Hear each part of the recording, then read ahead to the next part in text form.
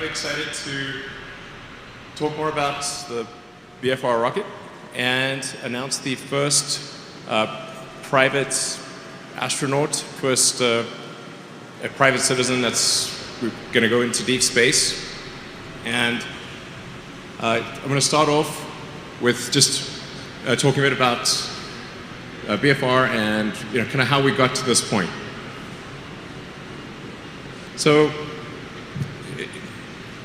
the purpose of SpaceX, the reason for creating SpaceX was to accelerate the advent of humanity becoming a spacefaring civilization, to help advance rocket technology to the point where we could potentially become a multi-planet species and a true spacefaring civilization. So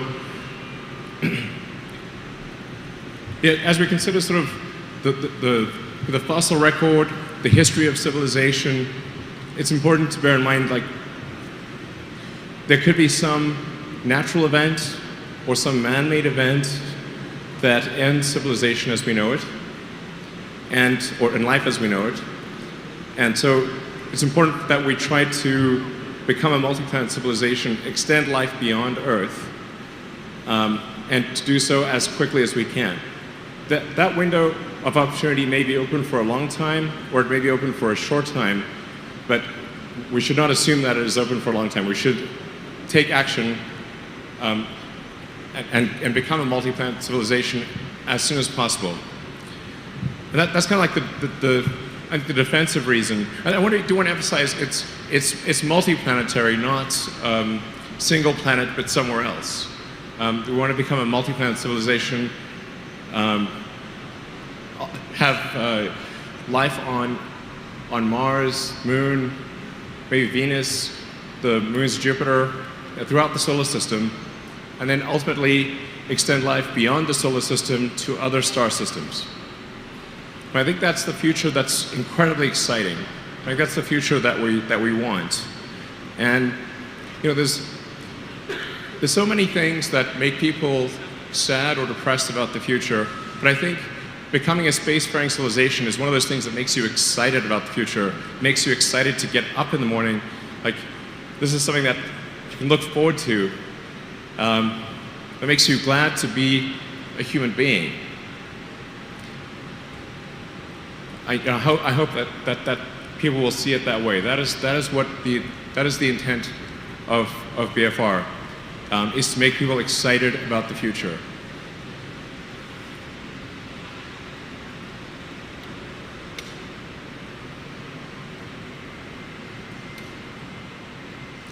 So this is sort of an illustration of what it would be like on Mars base. And I want to talk about it will show you, like, this is where we were 10 years ago. So we're almost at the 10th anniversary of SpaceX's first flight to orbit. So that was 2008. Yeah, September 2008. It's the first time we made orbit. And we'd had 3 attempts before that did not succeed.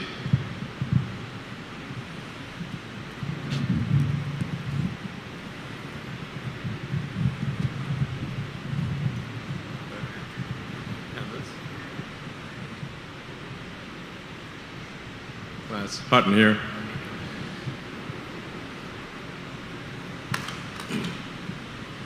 So we'd had 3 attempts to reach orbit, and then the fourth attempt reached orbit in September 2008. And if we had not reached orbit on that attempt, the SpaceX would not exist.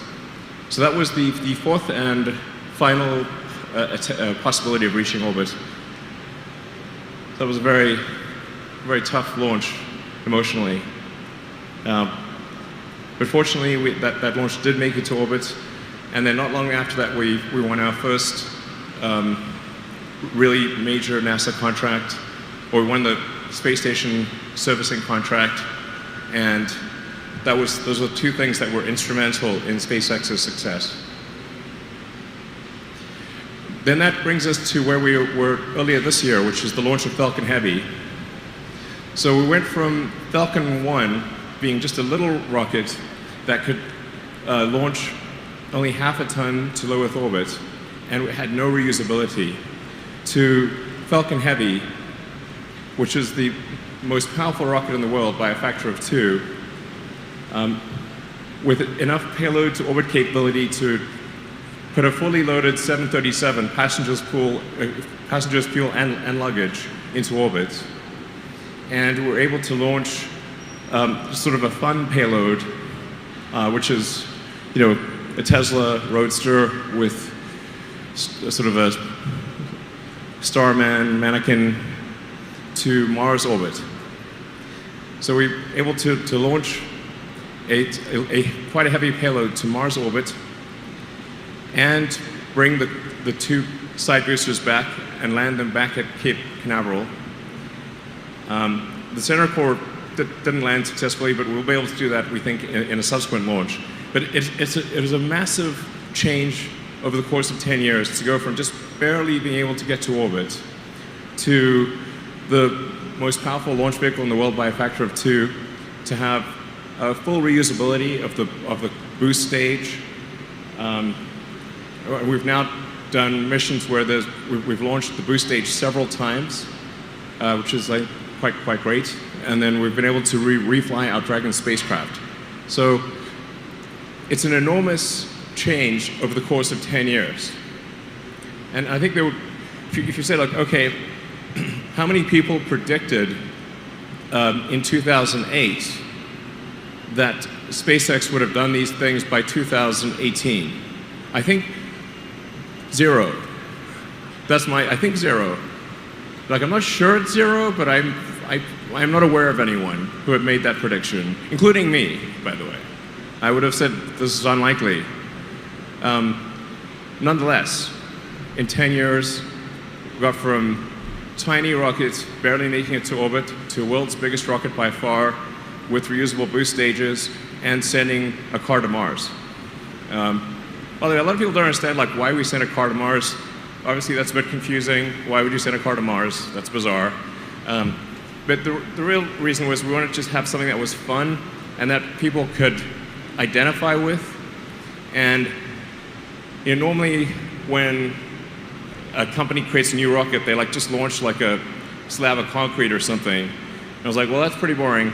So we wanted something that was fun and that felt like you could maybe be there. And that was like the reasoning behind the car and the astronaut in the car. It was a tribute to David Bowie and the Hitchhiker's Guide to the Galaxy and a few other things. And there's also like the Asimov Foundation series etched in glass in the glove compartment. So that's, in fact, Asimov's Foundation series is a key inspiration for SpaceX.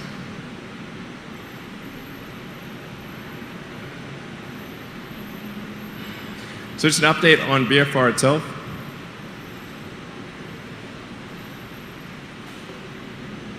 So the design, the production design of BFR is different in some important ways from what I presented about a year ago.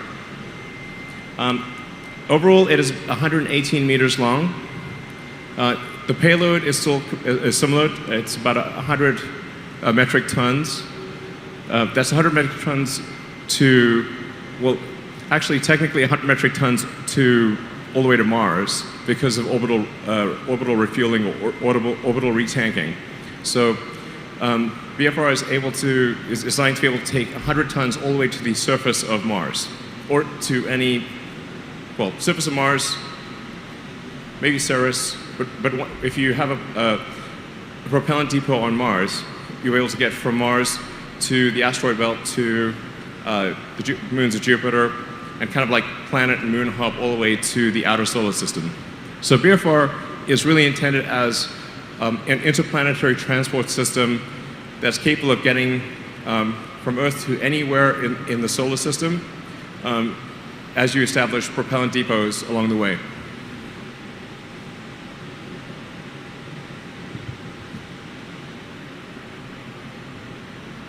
Yeah. So we've increase the payload section to be over 1,000 cubic meters. I think it'll probably end up being something around 1,100 cubic meters. There are forward actuated fins and rear actuated fins. The way that BFR flies is somewhat counterintuitive. If you apply your sort of normal intuition, it will not make sense. I'll try to illustrate that in this presentation.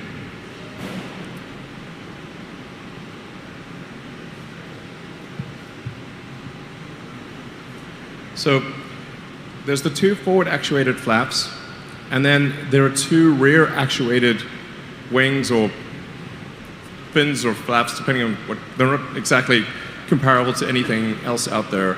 But you kind of want four control surfaces to be able to control the vehicle through a wide range of atmospheric densities and velocities. So the way it operates is kind of more like a skydiver than an aircraft. Almost the entire time when it's re-entering, it is just trying to brake. It's just trying to stop.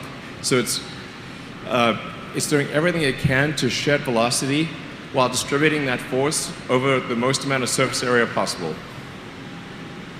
So two of the three rear fins actuate. They're like giant wings. It actually requires an enormous amount of force to move those wings. It's sort of in the meganewton class of force. The third fin or wing-like structure is actually does not actuate, and it is not a vertical stabilizer as it may appear. It is actually just a leg. So during the high velocity portion of entry, it's in the lee of the wind, and it really doesn't have any aerodynamic purpose, and it's really just a leg. It looks the same as the other ones for purposes of the symmetry. So this is a true physics simulation of BFR re-entering.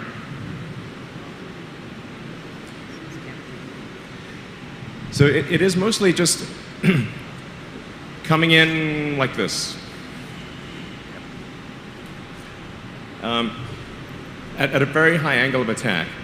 In fact, one of the things that, for the general public, is a tricky thing to understand is that orbit means you are zooming around the Earth at a very high speed. It's counterintuitive where people think perhaps once you get to a certain altitude, gravity turns off. This is not the case.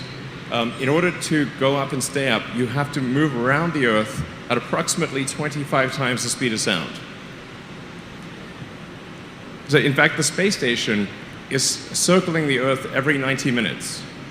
This is a very important concept to understand, that orbit is entirely about your speed horizontal to the ground or parallel to the ground.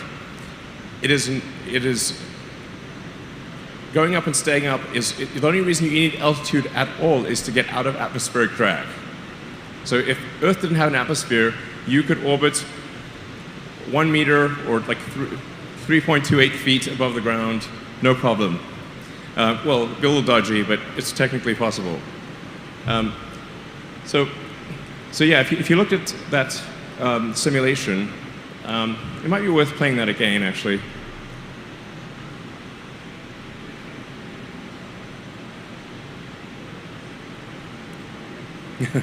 So you can see it's basically coming in, if this is the Earth, if this stage is the Earth, it's coming in like that. And it's just using its entire body to brake. And it sort of goes like that and slows down, and then it falls like a skydiver. And then it rights itself, fires the engine, and lands on the fins.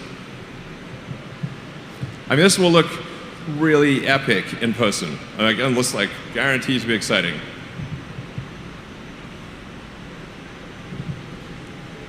And you can see it sort of falling body first for quite a while.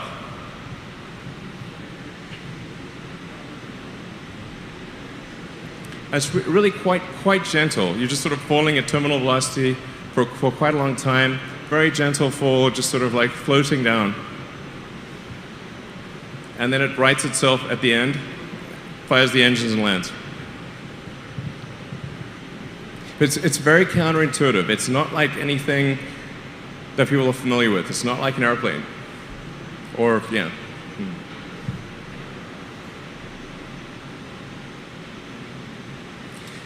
And then obviously, if you're landing on the moon, you don't need any aerodynamic surfaces at all, because there's no air.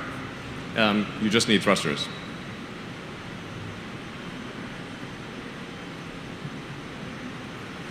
So the next steps with BFR are we're going to build it, or we are building it. This is a picture of the main cylinder section of BFR. So BFR is 9 meters in diameter. It's really quite enormous. You can get a sense of scale. Like that's to scale. So that gives you a sense of the size of the vehicle. Quite enormous. But we're already building it. So we've built the first cylinder section. So that's the first actual cylinder section of the BFR prototype. And we'll be building the domes and the engine section soon. And then this is the Raptor engine.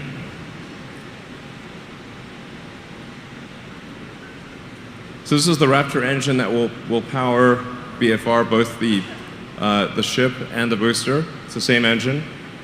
And this is approximately a 200-ton thrust engine. That's aiming for roughly a 300 bar or 300 atmosphere chamber pressure. And depending upon, if you have it at a high expansion ratio, has the potential to have a specific impulse above 380. But it's a stage combustion, full flow, gas, for those who are interested in technical details. I'm really excited about this engine design. I think the SpaceX propulsion team has done an amazing job on this engine design. And the SpaceX structures and aero, SpaceX team has done a phenomenal job in design of this. It's like super great. Like, well done, guys. I mean, like this is a stupidly hard problem, and SpaceX engineering has, I think, done a great job with this design. It's like I don't think most people, even in the aerospace industry, know what question to ask. It took us a long time to even frame the question correctly. Once we could frame the question correctly, the answer was, I wouldn't say easy, but the answer flowed once the question could be framed with precision. Framing that question with precision was very difficult. Oh, yeah. So this is the trajectory. So we'll take off, have booster separation, go into parking orbits, do a translunar injection, fly around the moon, and then come back and land. Yeah. That should take a few, basically about 4 or 5 days, and be very exciting indeed. We'll do a bunch of test launches without any people on board before having people on board. To be clear, it's going to be very important to test this vehicle thoroughly before putting anyone on board. Yeah, but I can't wait. I'm super fired up about this. This is amazing.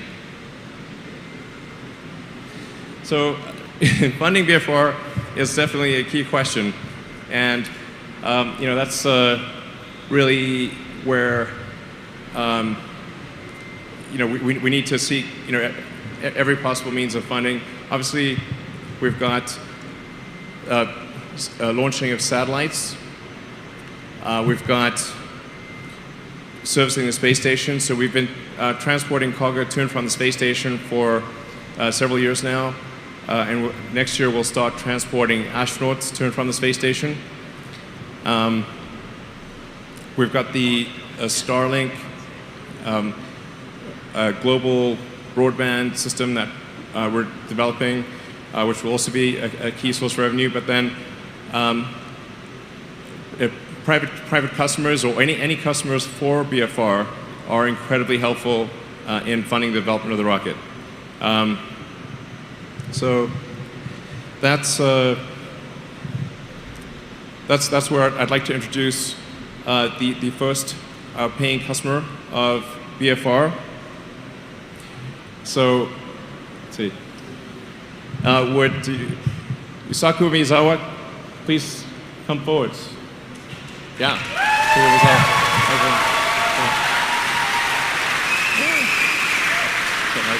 Yusaku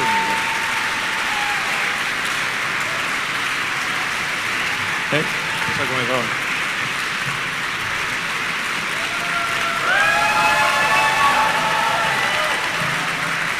Thank you, Elon.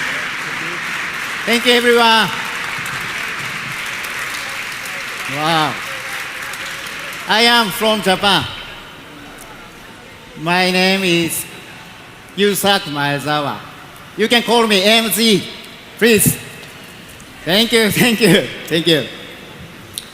Thanks for coming to this conference today, and thanks for watching live streaming in the internet today.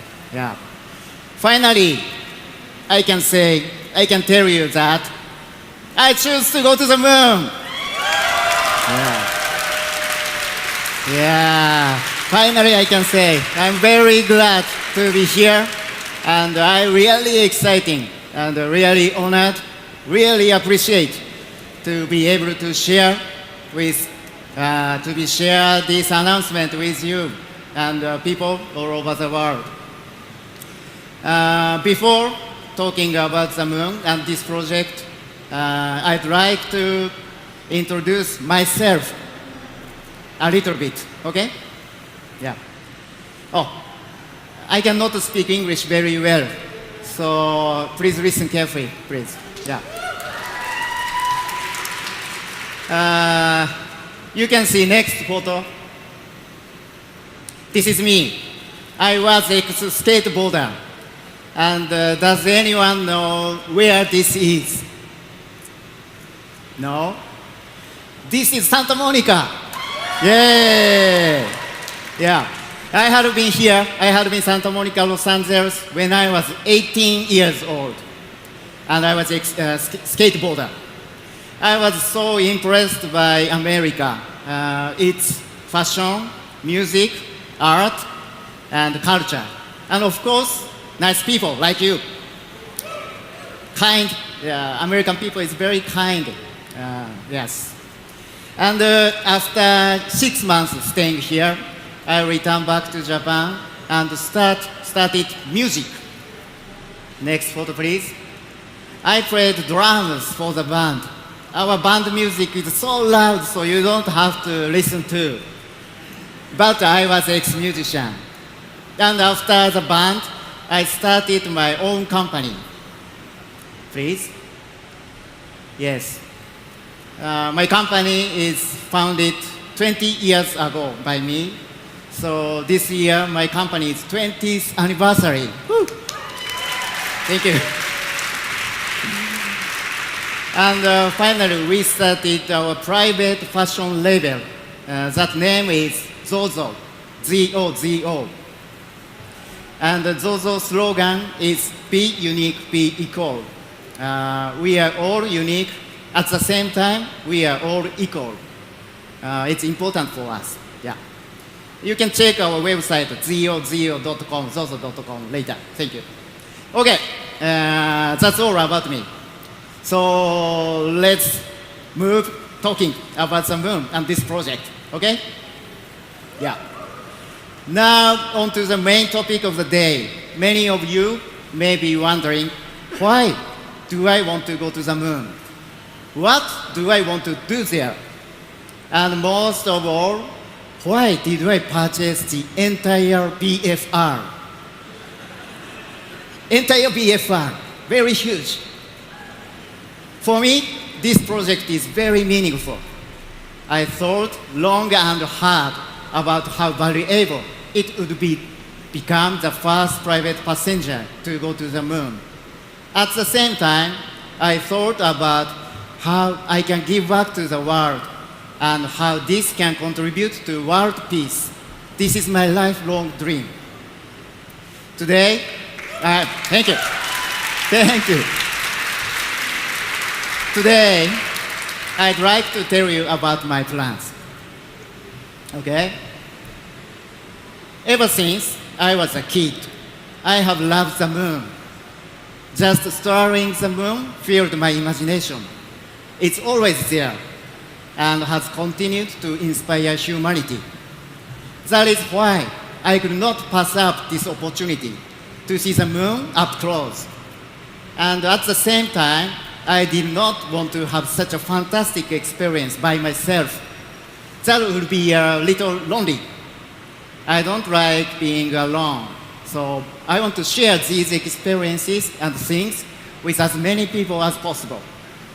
So that is why I choose to go to the moon. I choose to go to the moon with artists. With artists. From now, I choose to invite artists from around the world on my journey. The first artist I thought of was, do you know, Jean-Michel Basquiat, you know? As you can see, I am wearing a Comedy Garrison t-shirt featuring Jean-Michel Basquiat. He already passed away. He's a New York artist. One day, when I was staring at his painting, I thought, what if Basquiat had gone to space and had seen the moon up close or saw the Earth in full view? What wonderful masterpiece would he have created? Just thinking about it now gets my heart racing. But once I got started, I could not stop thinking about who else. What if Picasso had gone to the moon? Or Andy Warhol? Or Michael Jackson? Or John Lennon? Or Coco Chanel? These are all artists that I adore. But sadly, they are no longer with us. But this is when I thought, there are so many artists with us today that I wish would create amazing works of art for humankind, for children of the next generation. And I wished very much that such artists could go to space, see the moon up close, and the Earth in full view, and create works that reflect their experience. This is a project that I designed and named Dear Moon. Yeah. I'd like to introduce details about Dear Moon.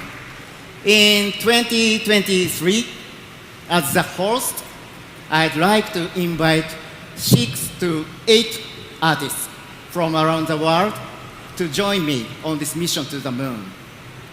These artists will be asked to create something after they return to Earth. And these masterpieces will inspire the dreamer within all of us. Needless to say, we have always been inspired by the moon. Take, for example, Beethoven's Moonlight Sonata, or Van Gogh's The Starry Night, and the Beatles' Mr. Moonlight. These are countless number of works that have been inspired the moon all around the world. Through the ages, the moon has filled our imagination.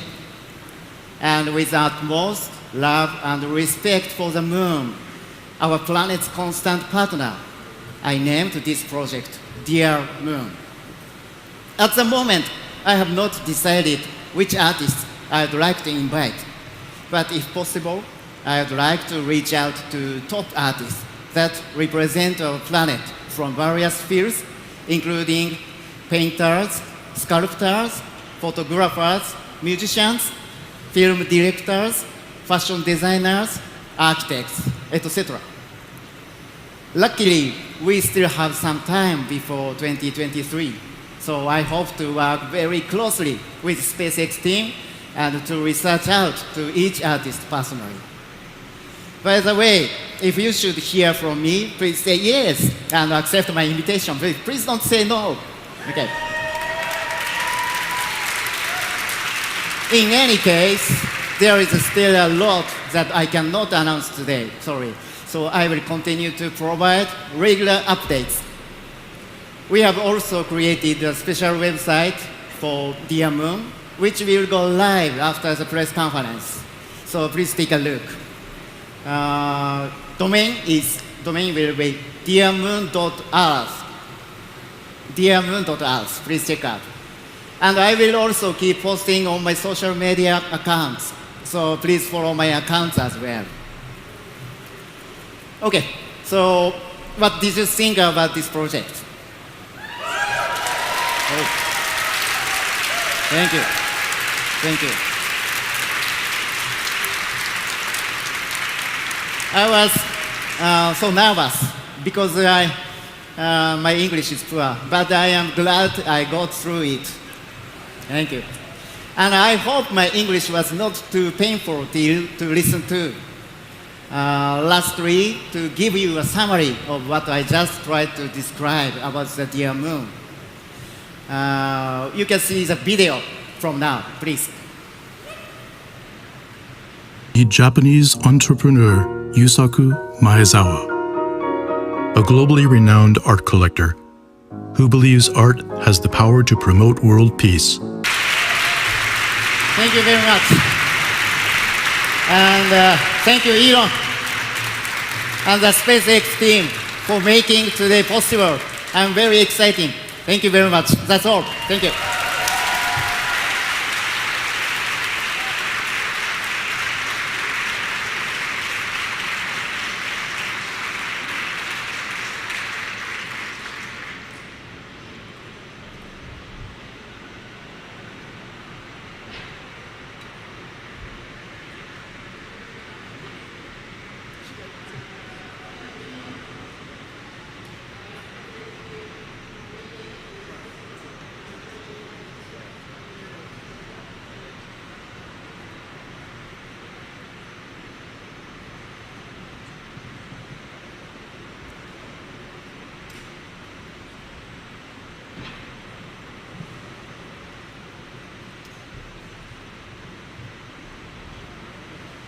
Can we do some Q&A? Not sure. Sorry? Yeah. Great. How did the questions get asked? I'm not actually sure. Hi, Elon. It's Ken Chang from New York Times. Oh, okay. So Hey, Ken. in the past 2 years, we've seen 3 designs for this rocket, and it's 5 years before you plan to send these people to the moon. Have you finalized this? Or are you still planning the hopper test next year? And could you sort of give more details of how you plan all these tests to be ready in 2023? Are you planning like an uncrewed mission to the moon and back? Yeah, so, but obviously you've followed the whole progress of the design and indeed of SpaceX itself. So you've got quite a lot of background. I feel like this is the final iteration in terms of broad architectural decisions for BFR, BFS.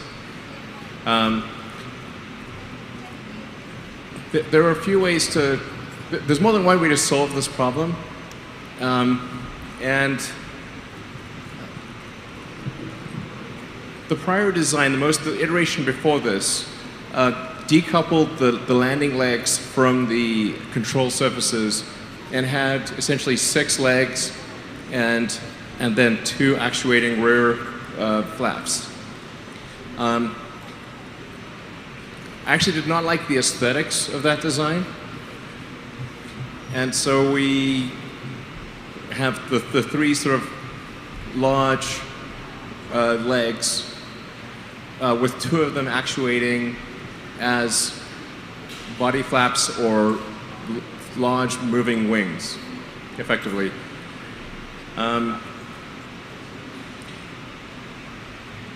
I think this design is probably on par with the other one. It might be better.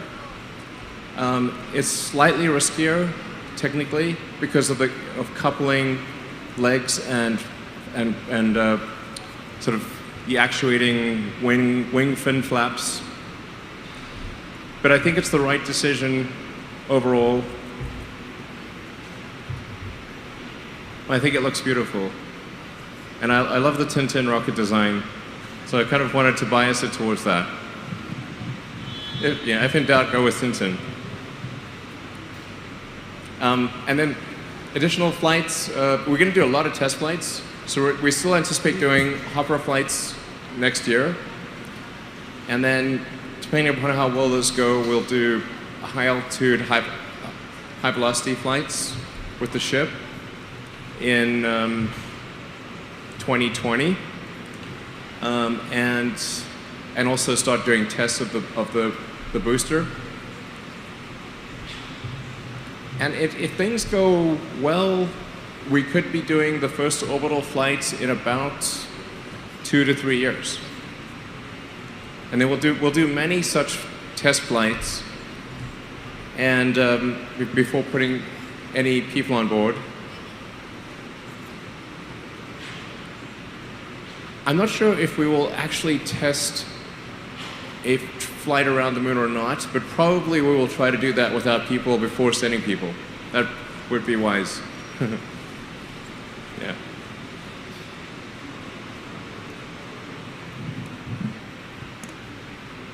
Hi, I'm Toshi Ogata from the Japanese newspaper called Asahi Shimbun.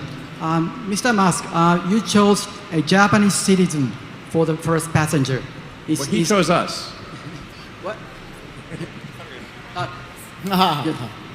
Oh, okay. But what's your message behind that? The first passenger was a Japanese citizen instead of U.S. citizen or the rest of the world. What's your message to the rest of the world through this announcement? Well, he is I think, the bravest person and the most willing to do so. And he was the best adventurer, I think. He stepped forward to do it. To be clear, this is, it's really, we're honored that he would choose us. This is not us choosing him. Yeah, I would defer to comments. Maybe you would like to make some comments, but he's a very brave person to do this. And because he is paying, a lot of money, we're not disclosing the amount, but he is paying a lot of money that will help with the development of this ship and booster. And ultimately, this system, this BFR system, is intended to be able to carry anyone to orbit and to the moon and to Mars. And so he is ultimately helping pay for the average citizen to be able to travel to other planets. It's a great thing. Yeah.